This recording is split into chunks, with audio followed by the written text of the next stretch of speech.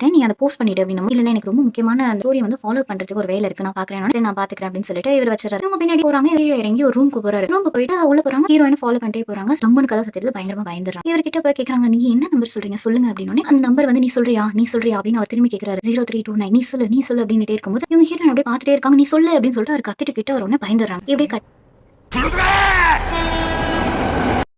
ட்ரெயின்ல வந்து நிறைய பேர் கூட இவங்க ஹீரோயின் டிராவல் பண்ணிட்டு இருக்காங்க. எல்லார் ஃபோன்லயுமே வந்து ஹீரோயின் எழுதின ஆர்டிகல்லாம் பார்த்துட்டு சரி ஹிட் ஆயிடுது. சரி உக்ஸுன்ற ஸ்டேஷன் வந்து ஹீரோயின் இறங்கும்போது டக்குன்னு கையில வந்து யாரோ ஒருத்தவங்க பிடிக்கிற மாதிரி அவங்க கால். இவங்க பயந்துட்டு டக்குன்னு முடிச்சு பாக்குறாங்க. அந்த ஆஃபீஸே வந்து எம்டியா இருக்குது. அவங்களுக்கு முன்னாடி வந்து அவங்க ஸ்டாஃப் மட்டும் அப்படியே முறைச்ச மாதிரி இருட்டுல நின்னுட்டு இருக்காங்க. இதை பார்த்துட்டே இருக்கும்போது எல்லாரும் வந்து கை தட்டிட்டு கேண்டல்லாம் எடுத்துட்டு வராங்க. இவங்க எழுதின ஆர்டிகல் வந்து பயங்கர ஹிட் ஆயிடுது, நிறைய மில்லியன் வியூஸ் போகுது அப்படின்றதுனால இவங்க வந்து சர்ப்ரைஸா வந்து எல்லாருமே வந்து ஹேப்பி பர்த்டே டு யூ அப்படின்னு பாடிட்டே இருக்கும்போது எனக்கு இந்த பிறந்த நாள் இல்லையே அப்படின்னு அவர் அந்த லீடர் சொல்றாரு. டீம் லீடர் என்ன சொல்றாருன்னா இல்ல இது வந்து சக்சஸ் பார்ட்டி அப்படின்னு சொல்லிட்டு இவர் சொல்றாரு. மேடம் உனக்கு கூப்பிடுறாங்க அப்படின்னு இந்த மேடம் போய் பேசுறாங்க. இவங்க வந்து ஏதாவது பாசிட்டிவா ஏதாவது மோட்டிவேட் பண்ற மாதிரி பேசுவாங்கன்னு பார்த்தா அப்ப திட்டுறாங்க. நீ அந்த டிரைவர் எப்ப வந்து